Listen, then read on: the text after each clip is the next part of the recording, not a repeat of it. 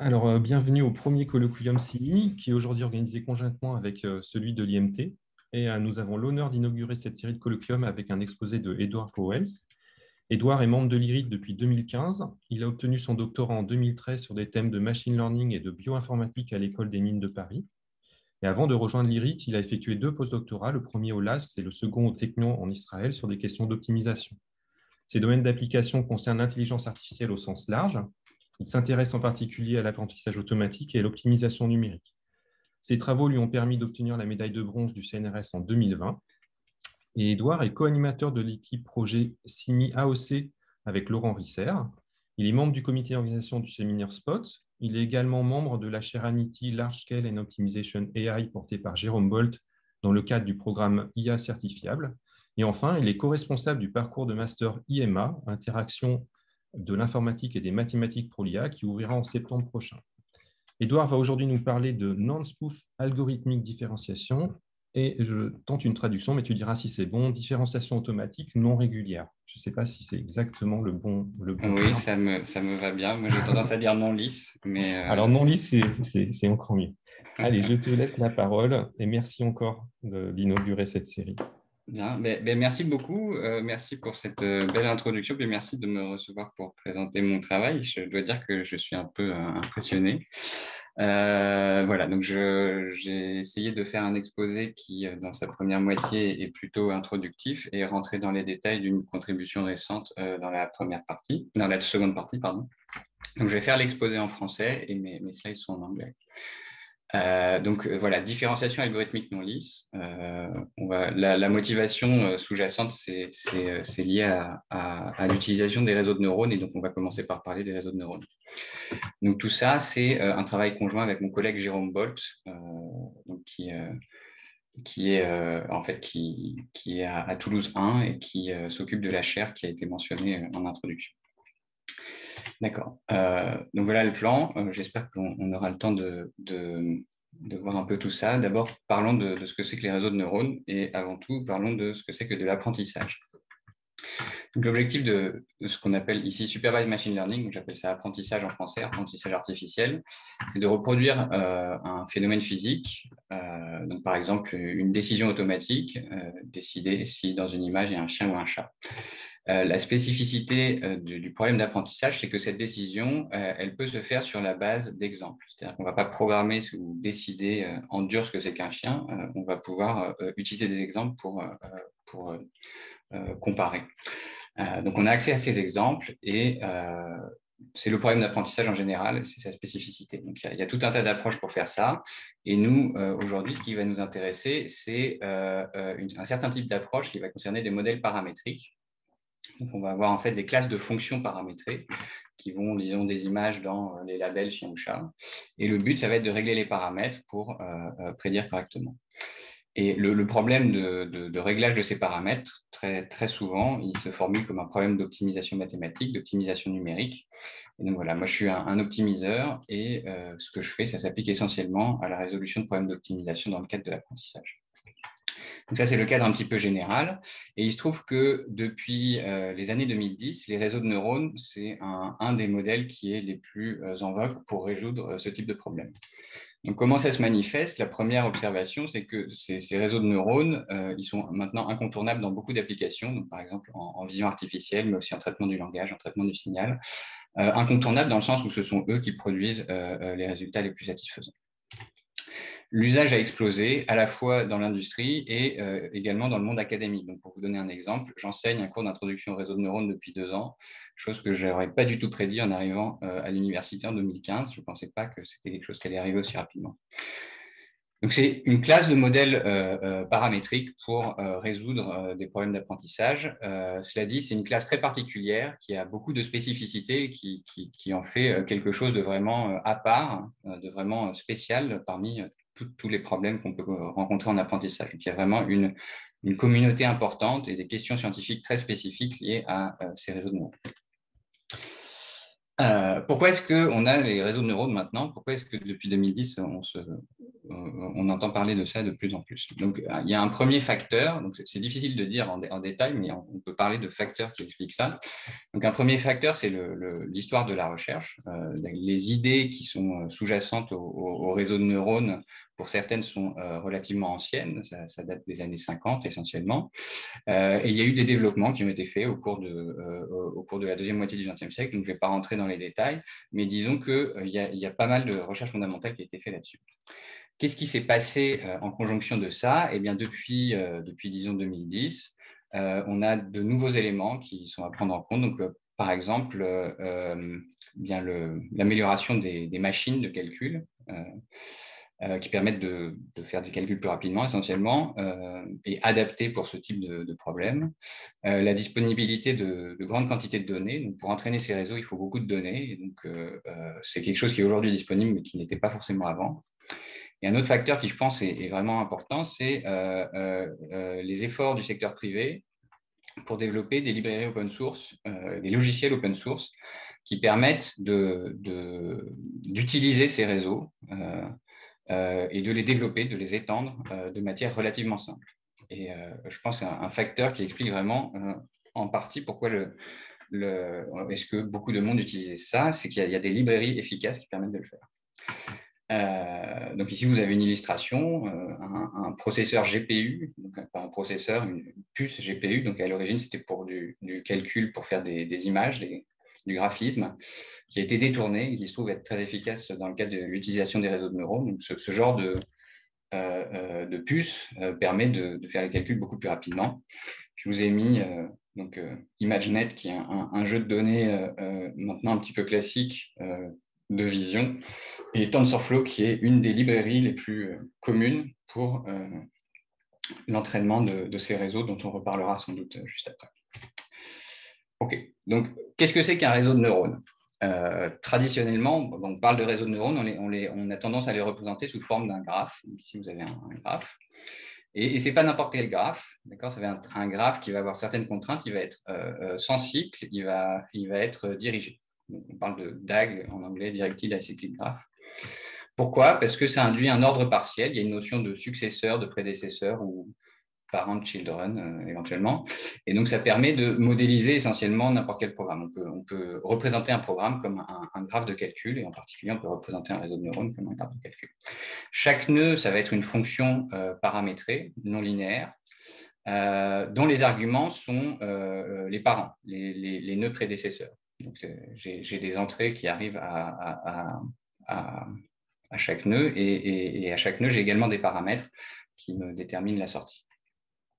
Une spécificité, c'est que ces nœuds ici sont organisés en couches. Donc ici, on peut voir, il y a une couche d'entrée, c'est les nœuds les plus bas, il y a une couche intermédiaire, puis il y a une couche de sortie qui est à droite. Et c'est cette notion de couche qui est spécifique à ce qu'on appelle les réseaux profonds, et qui va donner lieu justement à la notion de profondeur. C'est-à-dire que la profondeur d'un réseau, ça va être essentiellement le nombre de couches. Donc quand on parle de réseau profond, la profondeur se réfère à cet élément-là. OK, donc rentrons un petit peu plus dans les détails et fixons quelques notations. Donc, on va avoir une variable d'entrée qui va être copiée sur cette couche 0 qu'on va appeler la première couche, disons, et une couche de sortie. Donc, on a L couches. Et ce qui est important de décrire, en fait, c'est comment est-ce que ces couches interagissent entre elles. Comment est-ce que je calcule la valeur associée à une couche par rapport aux autres. Et donc, ça se fait de cette manière-là. Donc, ici, c'est simplifié, mais en fait, la grande majorité des réseaux ressemblent à ça. Ça va être une composition entre une fonction affine ici et une fonction non linéaire phi. Donc, je commence par la fonction phi. Cette fonction, je vais appeler ça une fonction d'activation dans l'exposé. Et elle va être typiquement non linéaire. Donc, dans certains cas, c'est une fonction linéaire, mais dans la grande majorité des cas, c'est une fonction non linéaire. Et ça va être très souvent une fonction en fait univariée, une fonction d'une seule variable qui s'applique coordonnée par coordonnée. Donc ça, c'est vraiment le cas typique, et on verra des exemples. Et pour la partie affine, donc pour calculer la valeur d'une couche par rapport en fonction de la précédente, j'ai cette transformation affine qui arrive au milieu. Donc, il y a des poids qui sont associés à cette transformation, disons une matrice et un vecteur qui permettent de déterminer la transformation en question. Et donc, tous ces poids, les poids de ces transformations affines, je vais les concaténer dans un grand vecteur que je vais appeler θ. Et ça va être ça, les paramètres de mon modèle. Donc, on parlait de modèle paramétré. Les paramètres du modèle pour les réseaux de neurones, eh bien, c'est simplement les poids de transformation affine au sein du réseau. Donc, si je fixe ces poids, si je fixe ma variable θ, eh bien, j'ai bien une relation entre mon entrée et ma sortie qui peut être décrite par cette espèce d'algorithme ici, ou alors, si vous préférez, par la formule de composition que vous avez en dessous. Donc, ma sortie, ça va être la valeur de cette dernière couche qui peut être exprimée en fonction de l'entrée x comme une succession de compositions entre des transformations affines et des transformations non linéaires fines. Donc voilà la classe de modèle paramétré qu'on va représenter. Il s'agit bien d'une classe de fonctions avec des paramètres. D'accord, donc on va garder uniquement cette vision-là. On a une classe de fonctions avec des paramètres. Qu'est-ce que c'est que entraîner un réseau de neurones? Qu'est-ce que ça veut dire? À quoi ça sert? Comment on fait? Donc, on a dit que pour résoudre notre problème d'apprentissage, on va avoir accès à un réseau d'entraînement, un jeu de données d'entraînement. Un jeu de données d'entraînement, ici, ça va être simplement des exemples de paires entrées-sorties. Mes xi, ça va être des entrées, mes yi, ça va être du même format que mes sorties ici, zl. Et donc, l'objectif ici de l'apprentissage, c'est de essentiellement trouver un paramètre θ tel que mon réseau prédise bien. Donc, mon réseau prédit bien, qu'est-ce que ça veut dire? Ça veut dire que pour une nouvelle donnée que je n'aurais pas vue, donc un nouvel x et le nouvel y associé, eh bien, mon réseau me donne quelque chose qui ressemble au potentiel y qui arrive. Alors, il y a un problème ici, c'est que ces nouvelles données, en fait, on ne les connaît pas, on n'y a pas accès du tout. On a uniquement accès à la donnée jusqu'à l'entier n, et on n'a pas accès jusqu'à l'entier n plus 1. Donc, la seule chose qu'on peut faire, c'est utiliser les données d'entraînement ici. Et donc, ce qui est fait traditionnellement, c'est de reproduire la même relation, mais uniquement sur le jeu d'entraînement. Et donc, je suis obligé de faire ça parce que c'est la seule connaissance du phénomène à laquelle j'ai accès. Donc ici, je passe très vite sur cet aspect-là, mais en réalité, il y a énormément de questions qui se posent autour de ces représentations-là. Par exemple, on peut se poser la question, mais dans quel cas est-ce que c'est possible de trouver un θ qui fait ça? Est-ce qu'il existe un θ qui fait ça? C'est une question d'approximation. Comment est-ce qu'on peut le trouver? En admettant qu'il existe, comment est-ce que je pourrais le trouver algorithmiquement? Donc c'est une question de calcul, d'optimisation, de complexité. Et puis, imaginons que je l'ai trouvée, qu'est-ce qui me garantit que si j'ai cette relation-là sur mon jeu d'entraînement, eh bien, elle va perdurer pour une nouvelle donnée que je n'ai pas vue. Et donc là, on tombe dans le monde des statistiques, des probabilités et de la théorie de l'apprentissage. Donc, toutes ces questions-là, elles existent et elles ne sont pas vraiment closes dans le cadre des réseaux de neurones. C'est-à-dire qu'il y a plein de travaux en cours qui concernent précisément ces questions d'approximation, de calcul et de généralisation. Beaucoup de choses qui sont ouvertes, beaucoup de choses qui ne sont pas très bien comprises, pas très bien quantifiées. Donc, je passe rapidement là-dessus, parce que ce n'est pas ce qui m'intéresse ici, mais disons que c'est un domaine très actif de recherche. Moi, ce qui va m'intéresser, c'est comment est-ce que je trouve ce θ. Donc, ce θ, je vais le trouver, donc je vais avoir une approche un peu type moindre carré, c'est-à-dire que je vais choisir une fonction de perte qui va me mesurer la divergence entre des prédictions et des observations, la sortie prédite par mon réseau et les observations qui vont avec. Et donc, je vais résoudre un problème d'optimisation. Je vais avoir cette somme ici que je vais appeler le risque empirique. Et la variable de décision, ça va être θ. Et donc, pour rappel, θ, c'est la concaténation de tous mes poids qui définissent les transformations affines dans mon réseau. Donc, ça, c'est ma variable de décision, c'est les paramètres de mon réseau. Et donc, je cherche à résoudre ce problème d'optimisation dont la variable de décision, ce sont ces paramètres. Un problème de minimisation. Et finalement, à partir de là, moi, je vais oublier l'aspect réseau Enfin, je ne vais pas l'oublier complètement, mais disons que je vais m'intéresser surtout à cette formulation, ce problème d'optimisation. Donc le voici, c'est le même, il n'a pas changé. La notation ici, J, ce sera le terme d'indice I qui correspond à la somme de gauche. Donc, plusieurs choses sur ce problème d'optimisation. Il a plusieurs caractéristiques. Le premier, quelle est la taille typique de θ? θ, c'est très souvent de l'ordre de 10 puissance 6, voire potentiellement beaucoup plus. Mais par exemple, en cours, ça arrive que des étudiants, pour un premier TP, manipulent des réseaux de cette taille-là, qui produisent des paramètres de cette taille-là. Donc, c'est relativement grand. Et donc, une des conséquences, c'est que les outils de prédilection pour attaquer ce genre de choses, ça va être des algorithmes type descente de gradient ou des variations de la descente de gradient.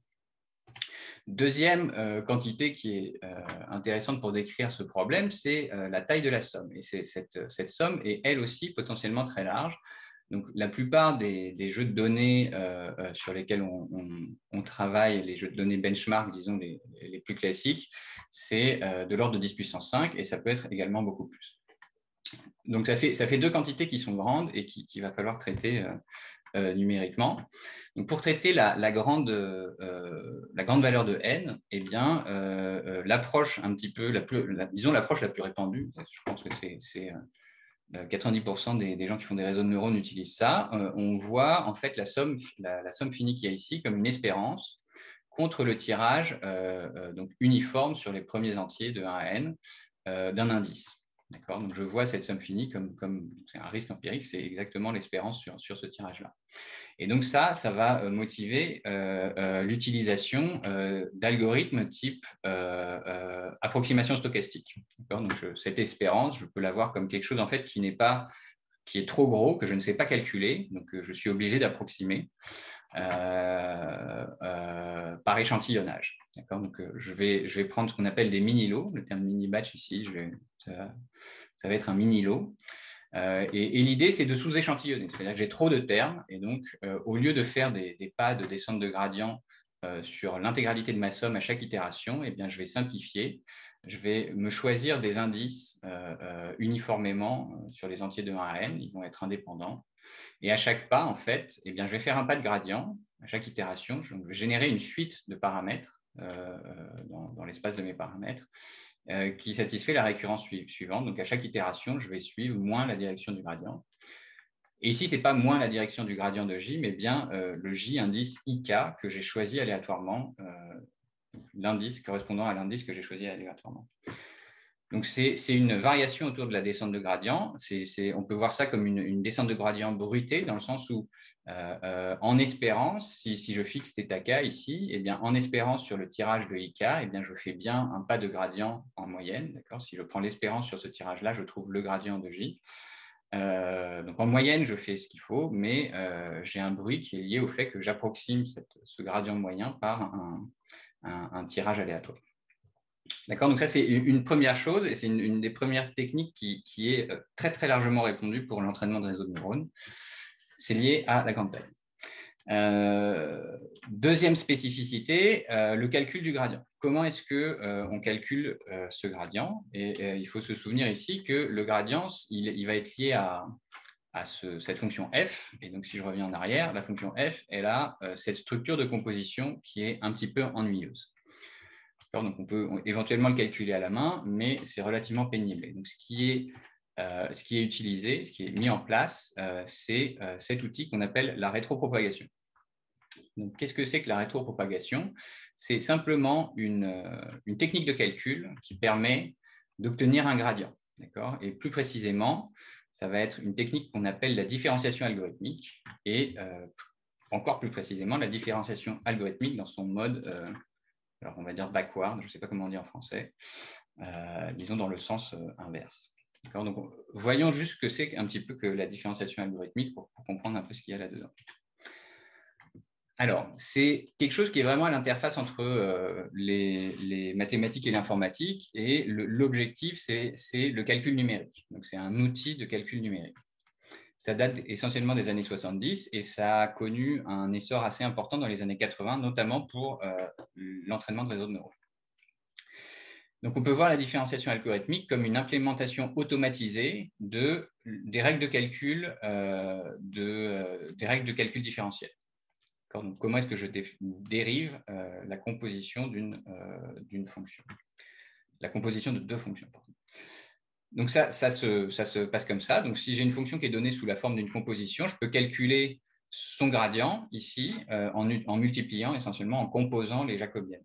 Et ici, j'utilise le fait que le gradient transposé, je peux l'interpréter comme la jacobienne d'une fonction. Donc, ici, j'ai juste un produit matriciel à calculer. Et donc, ici, on peut rentrer un peu dans le monde informatique et voir en fait la composition comme un programme ou inversement, voir un programme comme une composition de fonctions élémentaires. Et donc, si vous exécutez un programme dans la machine, vous avez la possibilité de garder en mémoire les résultats intermédiaires. C'est-à-dire que la chose qui va vous intéresser, ça va être le résultat final, mais il est possible de garder les calculs intermédiaires qui ont conduit à ce résultat. Donc, ça va donner quelque chose qu'on va appeler la trace. Et souvent, on se réfère à ça en tant que le résultat de l'exécution directe du programme. D'accord. Donc, si j'ai gardé en mémoire tous ces éléments-là, et si en plus, je suppose que je sais calculer ces jacobiennes, d'accord, pour chaque élément de la composition, je sais calculer une jacobienne, eh bien, j'ai tout ce qu'il me faut pour calculer le produit ici, puisque j'ai mes jacobiennes, je sais où je dois les évaluer et j'ai juste à les multiplier. Donc, à partir de là, il y a deux manières de faire. Enfin, il y en a plus, mais il y en a deux qui sont principalement utilisées. Le mode forward, donc, qui va consister à aller ici de droite à gauche, et le mode backward qui va aller de gauche à droite. Donc ici, on peut deviner que le mode backward, il est plus intéressant puisqu'il ne demande que de faire des produits matrice-vecteur, alors que le mode forward demande à faire des produits matrice-matrice, qui sont plus coûteux. Donc ici, tout ça, c'est présenté de manière formelle et en réalité, c'est un peu plus compliqué parce que les choses qu'on a là-dedans, ce n'est pas vraiment des fonctions, c'est des programmes. Donc, il faut prendre en compte la structure du programme, etc. Mais disons qu'il y a un théorème autour de toutes ces choses-là, un théorème, disons, informatique qui dit que évaluer un programme et évaluer la dérivée d'un programme, c'est à peu près le même coût en temps de calcul. C'est-à-dire que le coût de l'évaluation de la dérivée d'un programme est similaire au coût de l'évaluation du programme lui-même. Et l'idée vraiment sous-jacente, l'idée qu'il y a derrière ça, c'est la différenciation algorithmique en mode backward. Donc, c'est quelque chose qui est connu, disons, depuis les fins des années 70. Donc, la rétropropagation, qu'est-ce que c'est? C'est la différenciation algorithmique en mode backward utilisée dans le cadre de l'entraînement des réseaux de neurones. Et donc, on sait ce que ça fait. Ça calcule des gradients. Ça calcule des gradients pourvu que tout le monde soit lisse, d'accord, pourvu que toutes les opérations élémentaires dans ma composition sont des fonctions, disons, dérivables C1. Même dérivables.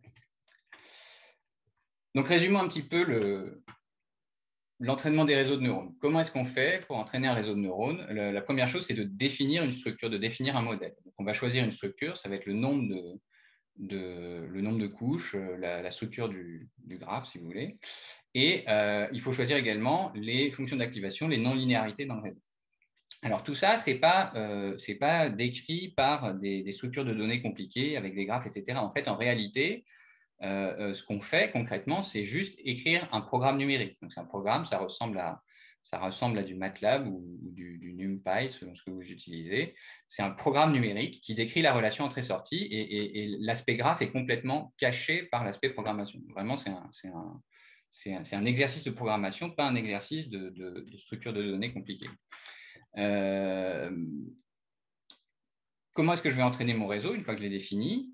Eh bien, je vais réduire le problème d'entraînement à un problème d'optimisation numérique et du coup, je vais utiliser des méthodes type descente de gradient avec des variations. Donc, il y a deux variations qui sont importantes. La première, c'est l'utilisation de la différenciation algorithmique. Comme j'ai tout défini par un programme, j'ai cet outil un peu magique de différenciation algorithmique qui me permet de dériver ce que j'ai implémenté, de calculer un gradient. Donc, en fait, sans sortir mon crayon et mon papier, j'ai accès aux dérivés sans avoir à les calculer à la main. Et la deuxième spécificité, c'est cette histoire de mini-lot, de sous-échantillonnage, d'approximation stochastique qui me permet de traiter l'aspect grande somme.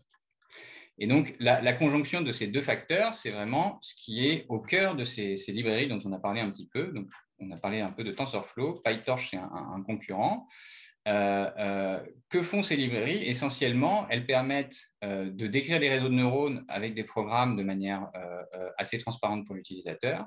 Et ensuite, elles implémentent de manière également, alors ici moins transparente, mais disons de manière très automatisée, cette idée d'utiliser de combiner la différenciation algorithmique et l'optimisation stochastique pour l'entraînement. C'est vraiment ça que ça fait. Et donc, à l'aide de ces librairies, on peut entraîner des réseaux de neurones sans avoir de connaissances très importantes, ni dans le calcul de dérivés, ni en optimisation, ni en quoi que ce soit. La seule chose dont on a besoin, c'est d'écrire le programme et de demander à la machine de l'entraîner sur un jeu de données qu'on aurait choisi. Et donc, vraiment, ça a démocratisé l'utilisation de ces outils-là. Et même au-delà des réseaux de neurones, on utilise ce genre de choses pour des modèles qui n'ont plus grand-chose à voir avec des réseaux de neurones. Okay, voilà pour un résumé sur le contexte réseau de neurones. Parlons de différenciation algorithmique. Et parlons de l'aspect non lisse. Donc ici, il y a ce terme clé non lisse. Pourquoi est-ce que je m'intéresse à l'aspect non lisse? Donc, on pourrait se dire que c'est quelque chose de marginal, mais en fait, il se trouve que non, pas du tout. Donc, parmi toutes les fonctions d'activation qui sont utilisées pour l'entraînement de réseaux de neurones, il y en a une qui est très particulièrement populaire. Alors, je n'ai pas fait le sondage, mais je dirais assez facilement que c'est la plus utilisée. Donc, la fonction d'activation la plus utilisée, au moins une des plus utilisées, peut-être ça dépend un peu des domaines, c'est la fonction partie entière. Alors, partie entière, dans la littérature machine learning, la littérature réseau de neurones, ça s'écrit ReLU. Donc, ReLU, ça veut dire Rectified Linear Unit. Et donc là, on a une belle occurrence de la communauté machine learning qui renomme les termes, les objets qui existent. D'accord, donc c'est simplement la partie entière. Ici, je vous ai représenté ce que c'est son graphe et un programme qui permet de la calculer. C'est une version explicite de ce... La partie positive, hein, Edouard? Pardon, la partie positive, excusez-moi. Partie positive, c'est ce qui est écrit, ce n'est pas la partie entière. Donc, c'est un exemple et c'est un exemple qui est relativement simple. C'est une fonction d'une variable. Et il y a d'autres exemples qui sont beaucoup moins simples. Donc, on a des max, on a des gens qui font des tris, par exemple. Donc, tout ça pour vous dire que voilà, les aspects non lisses sont présents dans ces réseaux assez largement. D'accord, mais donc du coup, comment est-ce qu'on utilise, comment est-ce qu'on dérive ces choses-là, comment est-ce qu'on combine les dérivés? Alors l'idée, pour dériver cette fonction ReLU, avant de rentrer un peu dans les détails d'analyse non lisse qui existent par ailleurs, je vais d'abord m'intéresser à ce que fait le programme. Qu'est-ce que fait TensorFlow? Qu'est-ce que font ces librairies pour dériver cette fonction partie positive? Eh bien, en fait, c'est très simple. On a ici une condition si alors, ou si ou. Et donc, ce programme, il a essentiellement deux branches. Et donc, ce que va faire TensorFlow, c'est qu'il va déterminer quelle est la branche active. Pour une entrée X donnée, il va déterminer la branche active et il va renvoyer la dérivée qui correspond à la branche active qu'il aura déterminée. Donc, par exemple, si je choisis X égale 0, la branche active, c'est la première. Et la première, elle renvoie 0. Donc, sa dérivée, c'est 0. Et donc, TensorFlow calcule que la dérivée de ReLU en 0, c'est 0. Et donc ici, il y a un premier potentiel problème, c'est que du coup, la valeur de cette dérivée va potentiellement dépendre du programme. J'y reviendrai, mais ici, par exemple, si je mets une inégalité stricte, eh bien, la branche active en 0, ça ne va plus être 0, ça va être x, et potentiellement, la dérivée, ça va être 1. Donc, on y reviendra juste après.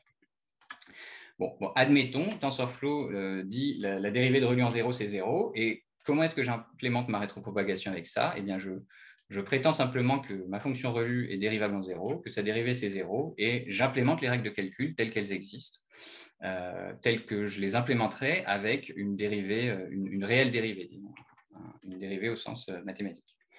Donc, voilà ce que fait la rétropropagation non lisse. Donc, essayons d'aller un petit peu plus dans les détails.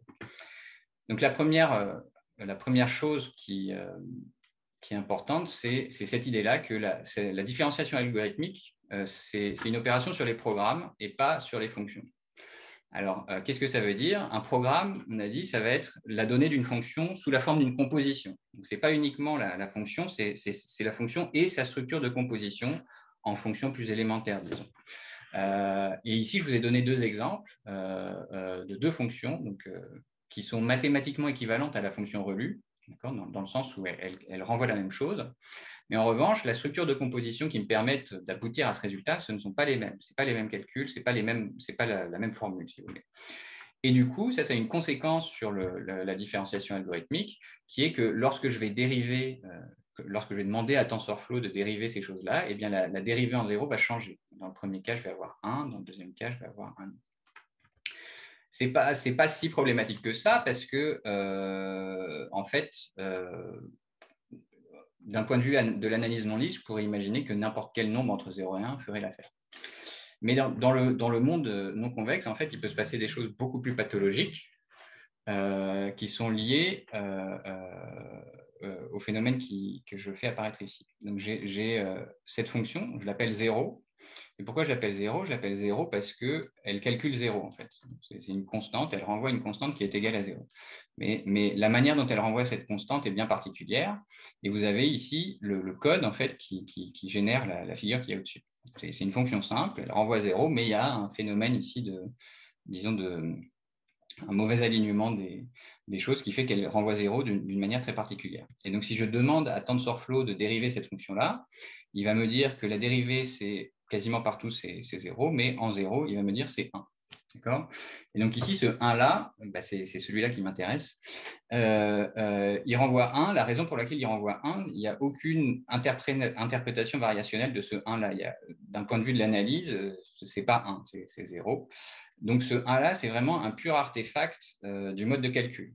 J'ai 1. Pourquoi j'ai 1 ? Parce que, en fait, pour calculer ce 1-là, j'ai appliqué très brutalement les règles du calcul différentiel à des objets qui ne sont pas dérivables.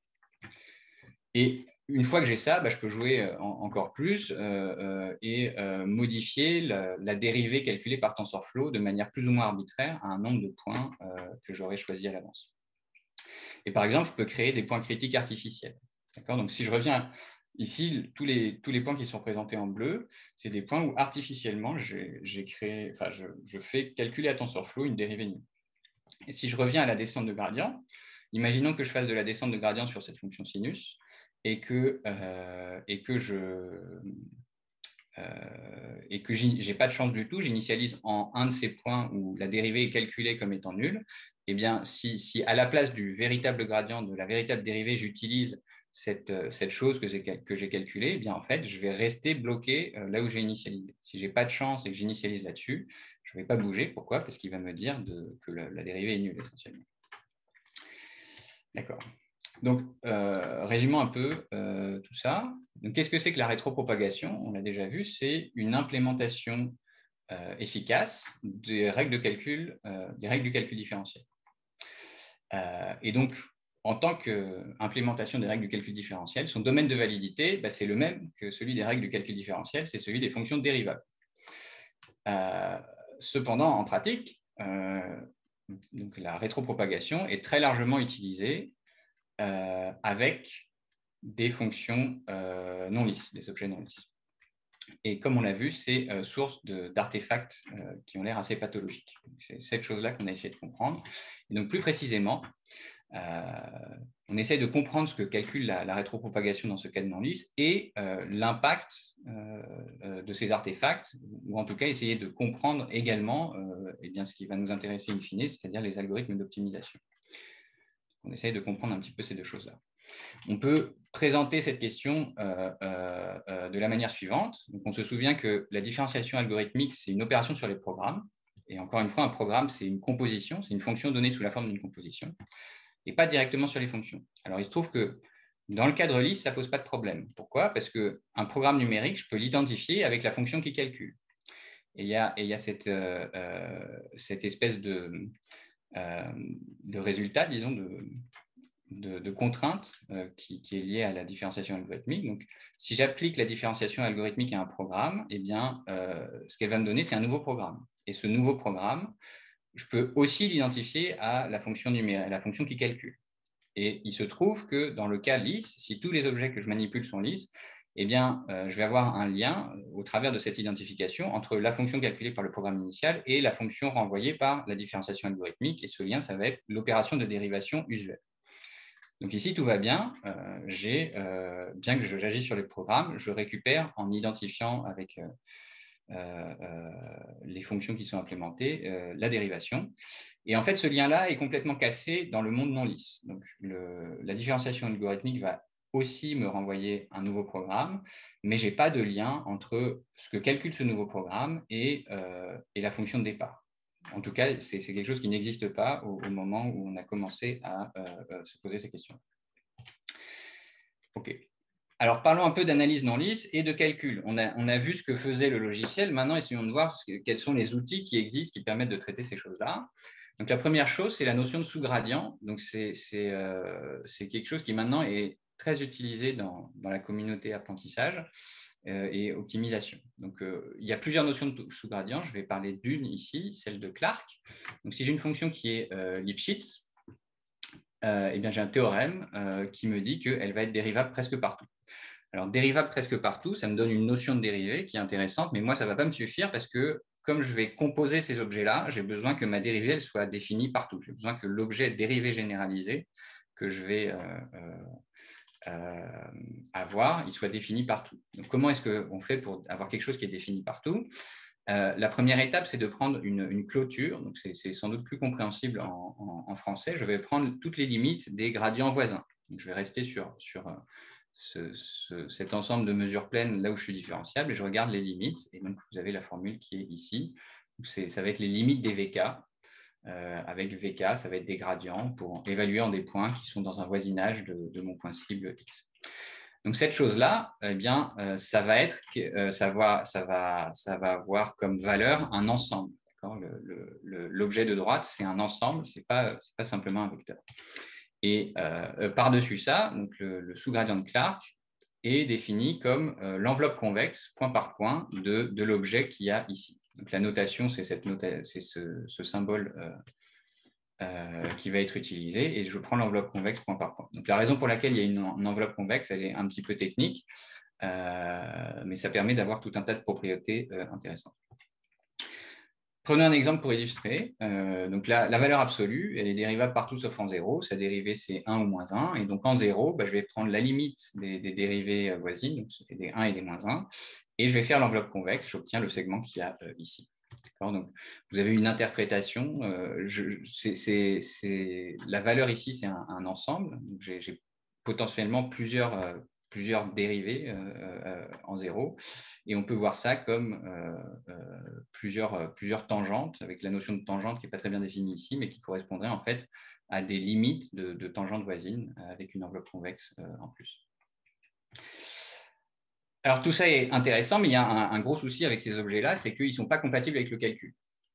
Donc, en particulier, même pour la somme, il y a ce résultat qui est vrai. Donc, la somme le sous-gradient d'une somme, c'est inclus dans la somme des sous-gradients. Et ça, c'est une inclusion, et cette inclusion, elle peut être stricte en général. Donc, voyons d'abord les cas d'égalité. Il y a un cas d'égalité dans le cas où mes fonctions sont continuellement dérivables. Donc, ici, tout va bien, on retrouve les règles de calcul usuelles. Il y a un cas d'égalité également si mes deux fonctions sont convexes. D'accord ? Si elles sont convexes, disons qu'elles ont un domaine plein, eh bien, j'ai égalité dans la formule qui est ici. Donc ça, c'est intéressant, mais le problème, c'est qu'en fait, le cas dérivable et le cas convexe, c'est beaucoup trop limitant pour capturer la complexité des problèmes qu'on regarde, à savoir l'entraînement des réseaux de neurones qui sont non lisses et non convexes dans leur grande majorité. Et donc, je vous ai dit, dans le cas général, il n'y a pas d'égalité. Et donc, on peut prendre un exemple très simple. Je reprends ma fonction valeur absolue. F moins f, ça fait 0. Donc, la dérivée de f moins f, c'est la dérivée de 0. Donc, c'est un singleton, c'est 0. Ça ne peut pas être autre chose. Et en revanche, si je fais la somme de la dérivée, donc du sous-gradient de f, avec le sous-gradient de moins f, eh bien, je vais avoir 0 partout, sauf en 0, où je vais avoir le segment moins de 2. Donc, cet exemple-là, en fait, c'est exactement le même genre de choses qui se passe dans les exemples numériques qu'on a vus juste avant. Donc, c'est vraiment au cœur du problème. Donc, on a besoin de donner un sens à ces règles de calcul et je passe rapidement sur la remarque qui est ici. Donc, pour faire ça, on a introduit une notion un caractère conservatif pour les fonctions à valeur ensembliste. Donc, je vais essayer de décrire ça. Avant, quelques rappels techniques. Donc, je vais parler de chemin absolument continu. Un chemin absolument continu, il va être dérivable presque partout et il va être égal à l'intégrale de sa dérivée. Ça va être des chemins, c'est une manière de définir le chemin absolument continu. Et ils sont compatibles avec la dérivation et l'opération inverse, intégration, en ce sens précis. On va parler de fonctions à valeur ensembliste. Donc, la notation que je vais utiliser, c'est cette double flèche. Et donc, qu'est-ce que ça veut dire? Ça veut dire que j'ai une fonction qui va de RP dans les sous-ensembles de RQ. Au-dessus de chaque point de RP, je n'ai pas un point de RQ, mais j'ai un ensemble de RQ. Et donc, on a vu un exemple avec les sous-différentiels. Je vais avoir besoin d'une notion de continuité pour ces fonctions à valeur ensembliste. Et la notion de continuité qu'on va utiliser, c'est celle de graphe fermé. Donc, le graphe pour une fonction à valeur ensembliste, il se définit de manière très similaire à des fonctions usuelles. Et je vais demander à cet objet-là d'être fermé. Donc, il y a une caractérisation séquentielle. Je passe rapidement. Donc, qu'est-ce que c'est qu'un champ conservatif? Un champ à valeur ensembliste conservatif. Donc, je vais me donner D, il va être à valeur ensembliste. Je vais demander à ces valeurs d'être non vides. Bon, c'est une contrainte technique. Graphe fermé et localement borné. Donc ça fait partie de la définition. On n'a pas poussé les choses au-delà de ce cadre-là. Donc je vais dire que D est conservatif lorsque, c'est exactement le même genre d'idée que ce qu'on fait avec des fonctions usuelles, lorsque sa circulation est nulle le long d'un chemin absolument continu, une boucle absolument continue, qui démarre et qui termine au même endroit. Donc, je vais demander à cette circulation d'être nulle.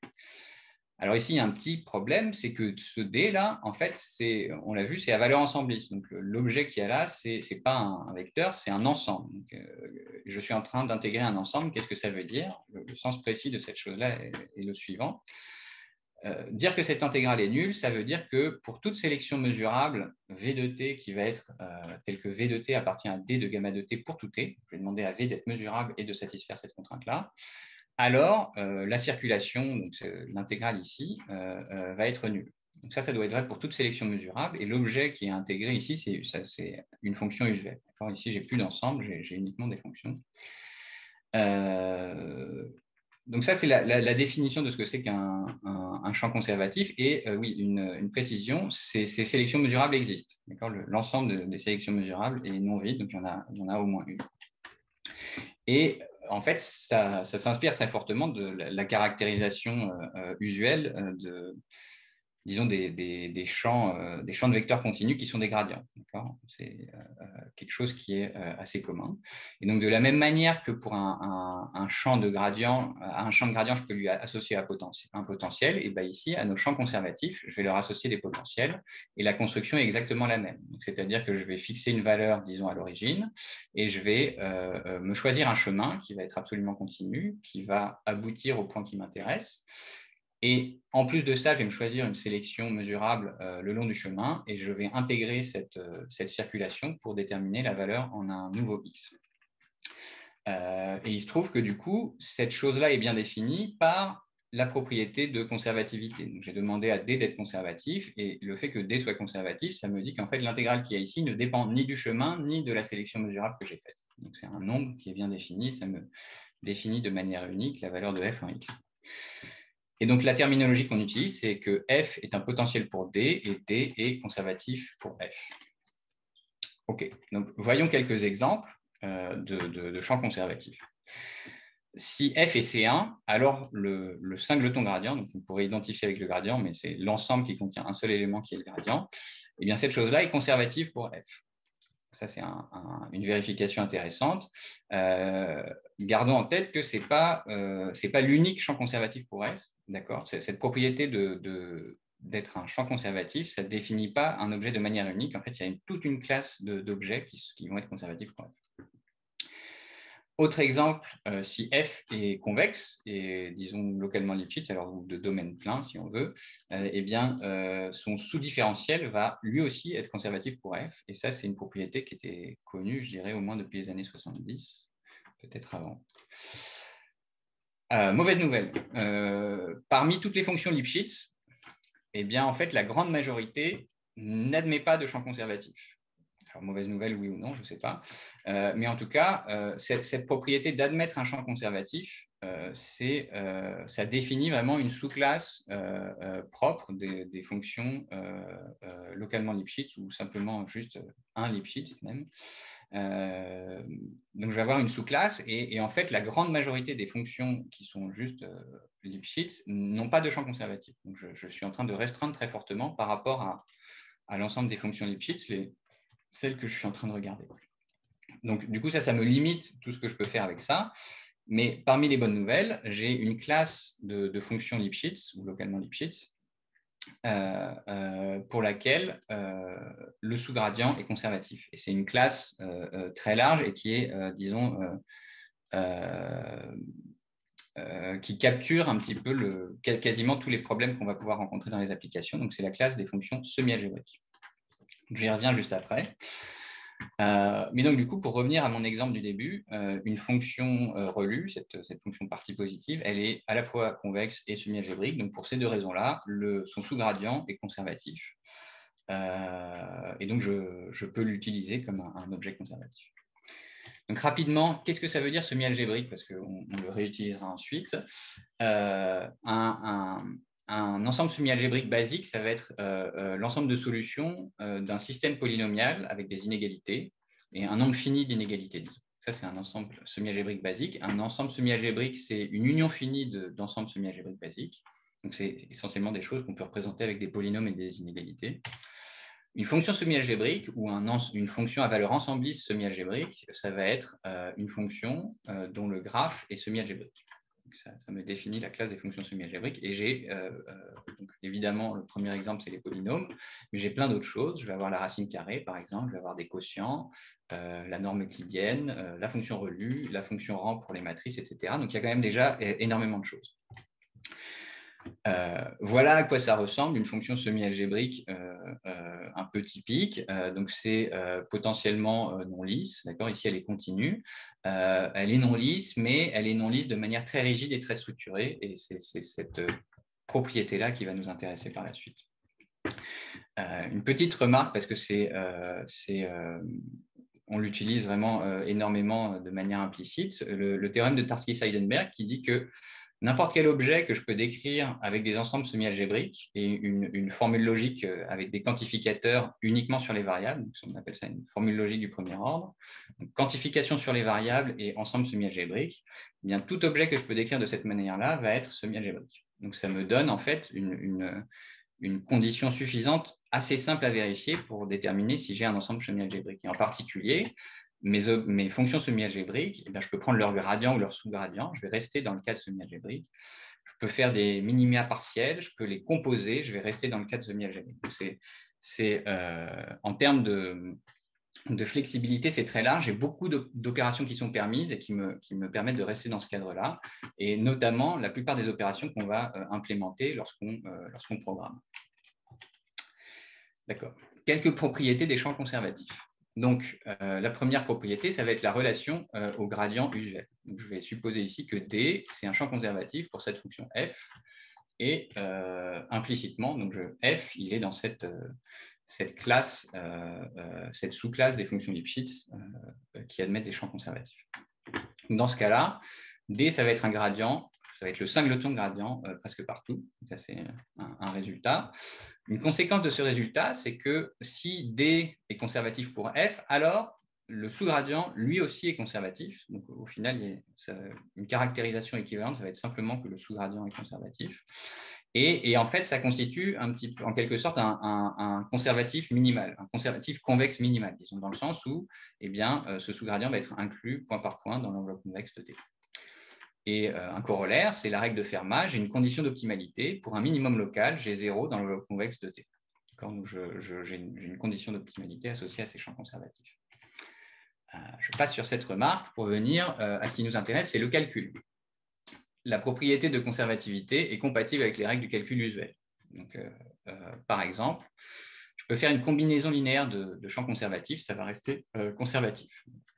Conservativité, c'est défini par cette propriété circulation nulle. Et donc, cette propriété est compatible avec une combinaison linéaire finie. C'est ce qui me manquait pour les sous-gradients au début de l'exposé.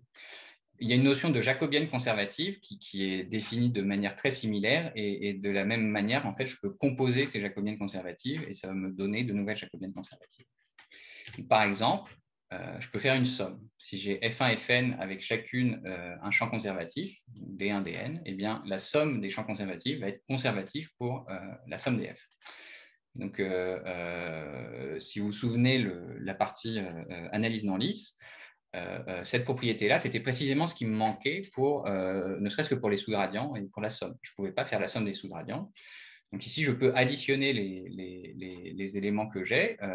J'ai une contrainte qui est la contrainte de conservativité qui est beaucoup moins forte que la contrainte de sous-gradient. Donc ça me donne un peu d'espace, un peu de flexibilité. Et cette flexibilité me permet de garder le caractère conservatif. Okay. Comment ça s'interprète dans le cadre de la différenciation algorithmique? Donc, je vais essayer d'expliquer ça. J'ai deux fonctions qui vont être Lipschitz et je vais utiliser cet opérateur backpropagation, donc rétropropagation formellement. La seule chose que je vais utiliser d'abord, c'est que ça va me renvoyer une matrice de la bonne taille. Donc, la rétropropagation appliquée à G, ça me renvoie une matrice. À partir de là, je peux définir ce que c'est que la rétropropagation appliquée à la composition. Donc, encore une fois, la rétropropagation, ça agit sur la composition elle-même, pas sur la fonction G rond H, mais vraiment sur la composition dans sa forme G composé, H composé avec G. Et du coup, ça, c'est une définition, ce n'est pas un résultat. La rétropropagation appliquée à cette composition, je peux le définir comme étant l'application des règles de calcul usuelles, à savoir la multiplication de ces matrices que je vais manipuler, utiliser comme si c'était des jacobiennes, même si ça n'en est pas forcément. Donc, on a vu la motivation au début, c'était que en fait, cette chose-là, même si disons, la rétropropagation, c'est un objet gentil. Par exemple, si l'objet qui est renvoyé ici, c'est un sous-gradient ou, disons, une jacobienne de Clark, quelque chose qui a des bonnes propriétés en termes d'analyse non lisse, eh bien, il se peut que cette opération de rétropropagation sur la composition me renvoie quelque chose qui n'est pas d'interprétation variationnelle, qui n'est pas un sous-gradient, qui n'est pas une jacobienne de Clark. Donc, je perds l'interprétation variationnelle juste par cette opération de multiplication. Comment est-ce qu'on résout ça? Eh bien, on va rajouter une hypothèse. On va supposer que la rétropropagation appliquée à G me calcule une sélection en fait, dans un champ conservatif pour G. Donc, DG, ça va être conservatif pour G. Et donc, l'hypothèse, ça va être que cette rétropropagation va me calculer une sélection dans un champ conservatif. Et on a vu plusieurs exemples de champs conservatifs. Par exemple, si G est semi-algébrique, backprop G, ça peut être un sous-gradient de G en Z. Et je vais supposer la même chose pour H. Et donc, dans ce cas-là, ma formule de produit ici, rétropropagation appliquée à G composé avec H, enfin H composé avec G, ça va me donner un élément de ce produit ensembliste. Donc ici, je vais considérer tous les produits possibles entre DH et DG évalués en H de X. Je vais avoir un élément de cette chose-là. Ce qu'on a vu juste avant, formellement, c'est que, en fait, le membre de droite ici, ce membre de droite va être conservatif pour G rond H. Donc j'ai quelque chose qui est conservatif pour la composition ici. Et donc la conséquence, c'est que ma rétropropagation, ça me calcule, je peux l'interpréter comme une opération qui me calcule une sélection dans un champ conservatif. Donc, on était parti d'un problème, ça ne calcule pas des gradients ou des sous-gradients ou des objets qui ont une interprétation variationnelle connue. Et donc, nous, la réponse qu'on apporte, c'est de dire, eh bien, il existe un champ conservatif tel que la rétropropagation me calcule une sélection dans ce champ conservatif. Alors, je vais essayer d'accélérer un peu. Donc, les conséquences pour l'apprentissage. Je reviens à mon problème d'optimisation. Je vais faire une hypothèse simplificatrice. Je vais supposer que ma fonction de perte, c'est un carré et que toutes les fonctions non linéaires qu'il y a dans mon réseau, c'est des fonctions revues. Simplifions. Je vais appeler ça un réseau relu. Et donc, dans ce cas-là, en fait, je vais avoir que la fonction J et également tous les éléments qui rentrent dans sa définition vont être semi-algébriques. Donc, encore une fois, son graphe est défini par des polynômes. Et en fait, c'est cette hypothèse-là qui va être importante. Donc, la réelle hypothèse, ça va être que mon réseau, ma fonction de perte L et la rétropropagation sont des objets semi-algébriques. Et ici, vous avez une condition suffisante, facile à vérifier. Et donc, dans ce cas-là, je m'intéresse à mon problème d'optimisation, à ma récurrence que j'avais juste avant. Ce qu'il y a de nouveau par rapport au début, c'est que je sais maintenant que la rétropropagation, ça me calcule une sélection dans un champ conservatif. Donc, je sais que ce D, je ne sais pas ce que c'est forcément, mais je sais qu'il existe et je sais qu'il a la propriété de circulation nulle. Et encore une fois, ce champ conservatif peut être différent du sous-gradient. Parce qu'il y a des artefacts qui sont liés aux règles de calcul dans le cadre d'Ondis. Alors ici, on a un résultat de convergence. Je vais avoir une hypothèse sur mes pas. Ils doivent tendre vers 0, mais pas trop rapidement. J'ai aussi une hypothèse sur le caractère borné de ma séquence. Je peux uniquement parler de ma séquence, de séquences bornées. Donc ici, ce n'est pas très satisfaisant comme hypothèse, mais pour l'instant, je ne sais pas faire grand-chose d'autre. Et donc, on a le résultat suivant. La fonction objective J va converger, donc elle va se stabiliser, et les points d'accumulation vont satisfaire une condition d'optimalité qui est notée ici. Donc, la contrepartie ici de gradient égale 0. Et tout ça, ça va se tenir presque sûrement contre le tirage de mes indices aléatoires entre 1 et n. Donc, c'est intéressant, mais ici, il y a un problème, c'est que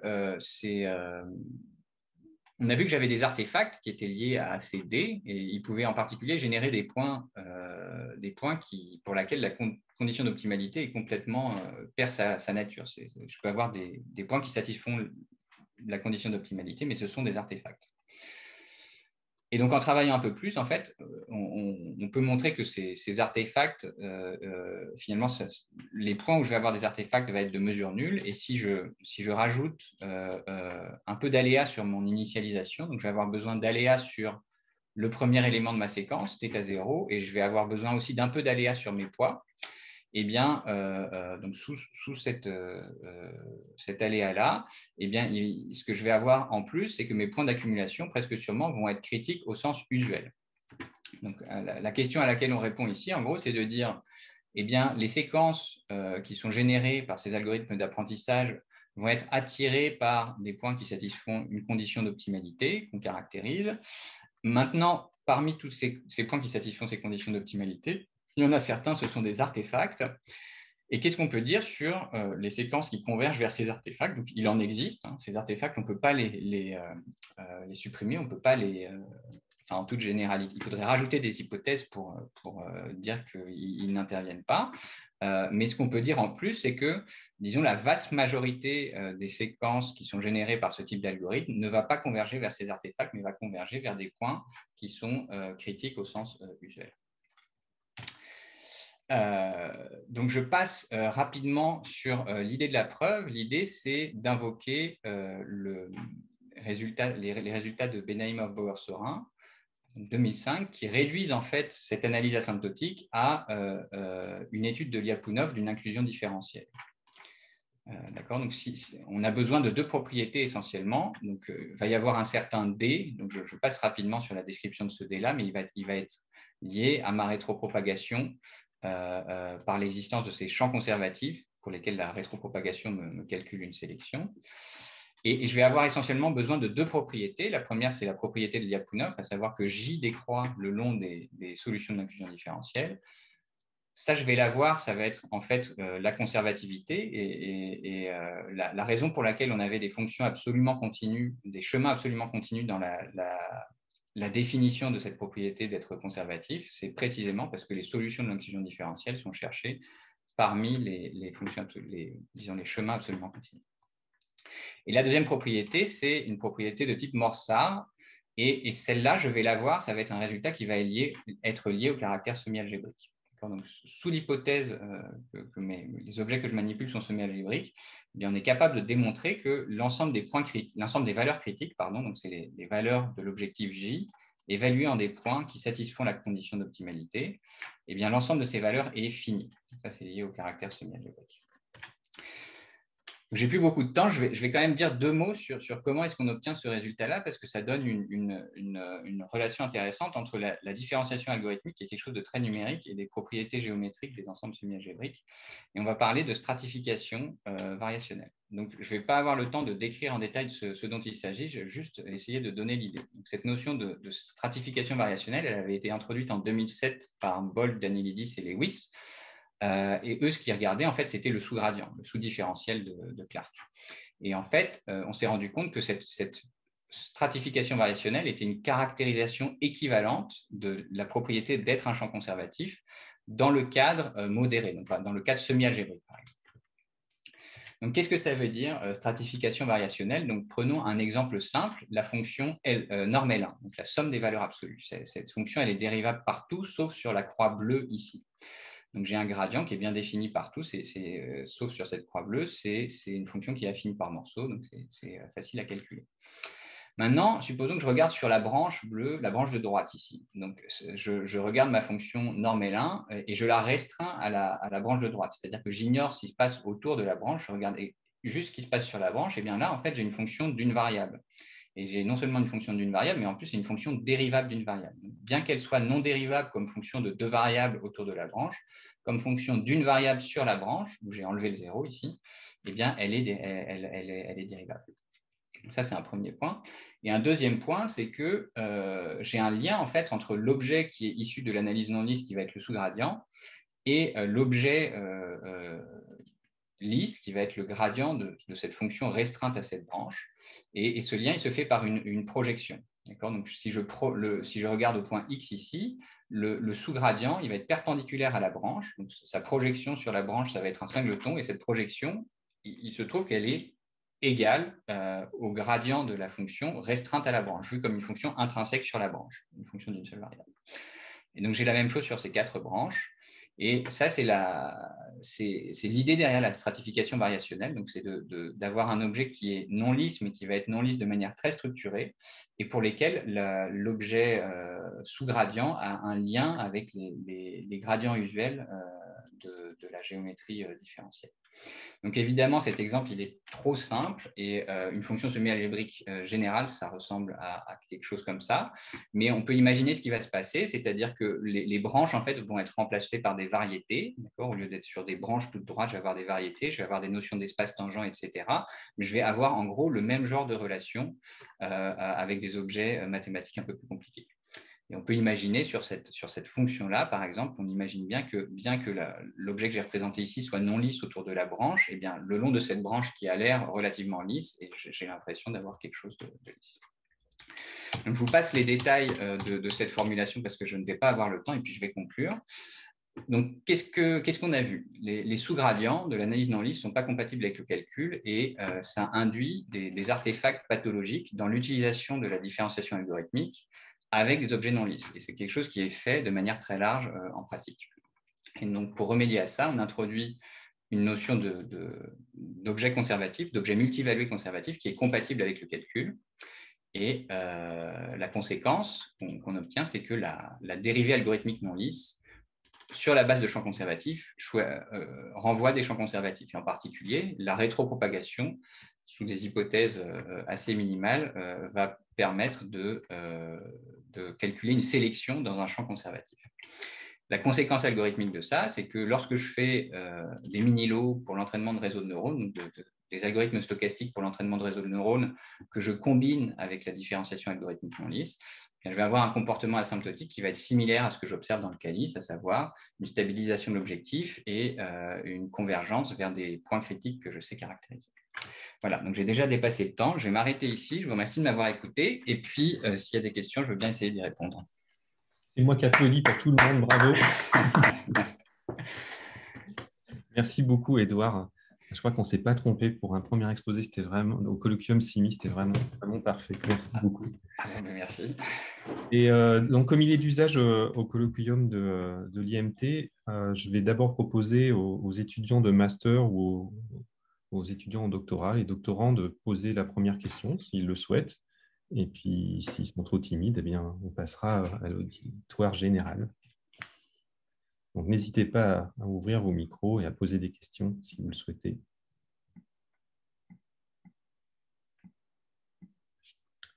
Bon, mais s'il n'y a pas de questions, je vais donner la parole à l'auditoire général. Bonjour. Bonjour. Salut Edouard, c'est Anil. Je suis un chercheur au LAS. Oui, je le vois bien. Oui. Je veux poser une petite question, plutôt une clarification en fait.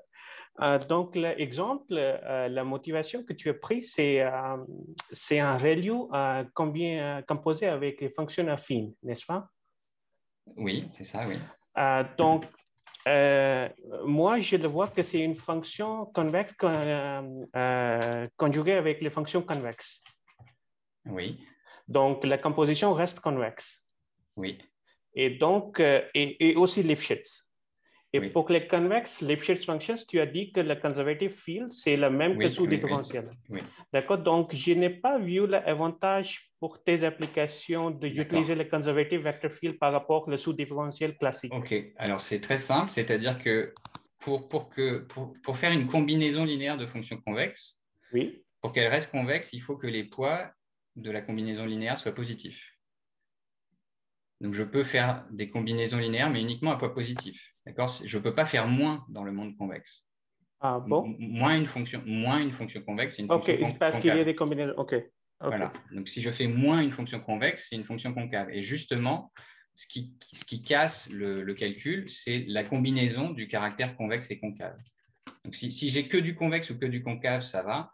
Mais dans l'exemple que j'ai ici, j'ai f qui va être convexe, moins f qui va être concave, et c'est justement la combinaison de deux objets qui ne sont pas convexes dans le même sens, disons, qui va casser le calcul. Et donc, dans mes réseaux de neurones, en fait, effectivement, j'ai juste des relus et des fonctions affines, mais c'est déjà suffisant.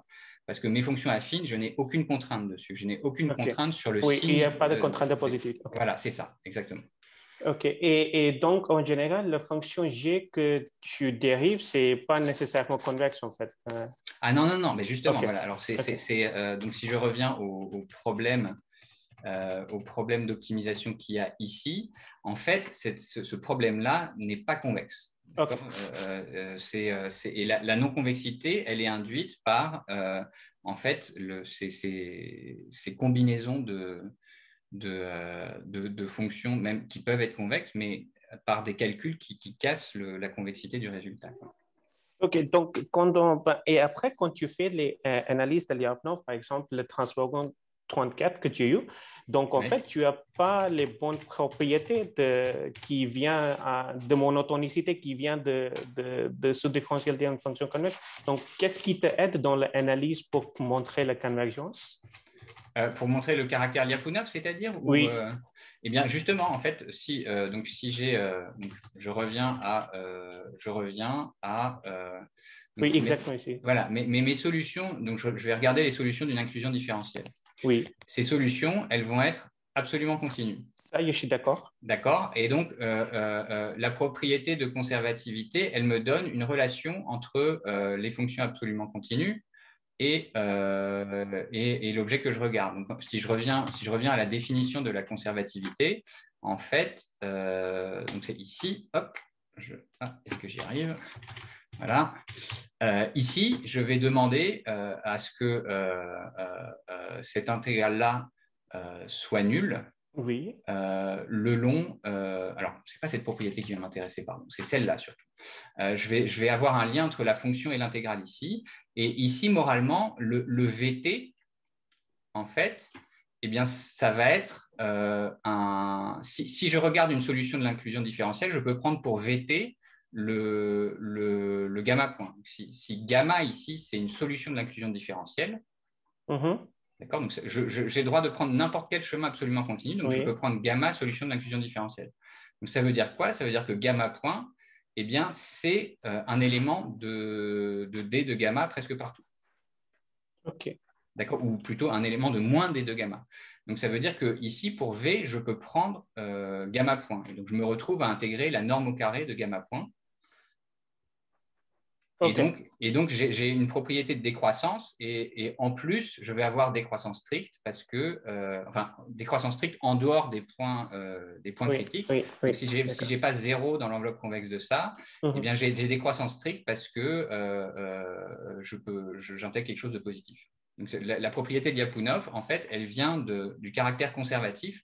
Et le caractère absolument continu, il est vraiment motivé parce que les solutions de l'inclusion différentielle sont à chercher parmi les fonctions absolument continues, et que cette relation-là, c'est précisément ce qui me permet de forcer de la décroissance si je prends gamma une solution de l'inclusion différentielle. OK, merci. Eh bien, je t'en prie. Alors, je vois que Pascal Maillard a une question. Pascal, est-ce que tu veux la poser ou tu veux que je lise ce que tu as écrit? Autrement, Pascal, vas-y, hein, prends la parole. Ah, je peux la lire. OK. Alors, donc, c'est une question de Pascal Maillard. Donc, in fine, vous cherchez une notion de gradient qui est compatible avec la composition de fonctions. Y a-t-il un résultat qui indique que la notion de conservativité en est la seule et donc une approche axiomatique qui mène à la conservativité? Point d'interrogation. Wow. Alors, ce n'est pas évident du tout. Alors, donc, en fait, il y a plusieurs éléments à dire, à soulever par rapport à ça. Donc, c'est quelque chose que je n'ai pas évoqué, mais pour une fonction, en fait, la propriété d'être conservatif, ça ne définit pas un D unique pour une fonction donnée. Donc, c'est-à-dire que j'ai une relation entre D et F, mais pour un f donné, j'ai une infinité de d qui satisfont la même relation. Donc, je n'ai pas une relation univoque de la même manière que je pourrais avoir pour la définition de ce que c'est qu'une dérivée, ou la définition de ce que c'est qu'un gradient, voire même la définition de ce que c'est qu'un sous-gradient. Si je repars à la définition du sous-gradient, eh bien, j'ai une définition, j'ai une recette, en fait, qui, étant donné f, me permet de calculer, de déterminer de manière univoque ce que c'est que le sous-gradient de f. Cette relation-là, elle est complètement perdue par la propriété d'être le champ conservatif pour une fonction donnée, puisque je n'ai qu'une relation. Et en particulier, en regardant cette définition-là, je peux très bien imaginer choisir un D, le fixer, et changer la valeur qu'il prend en un point donné, en un point unique. C'est un peu ce que j'ai fait au début. Ça ne change pas cette relation-là. Donc, j'ai plutôt une relation. Pourquoi est-ce qu'on a regardé, quelle est la propriété qui nous a mené à cette définition-là? C'est exactement ce que j'expliquais à Anil Talmani juste avant. En fait, ce qui nous intéresse là-dedans, c'est d'avoir des objets qui me garantissent une propriété de décroissance de type Lyapunov le long des solutions d'une inclusion différentielle.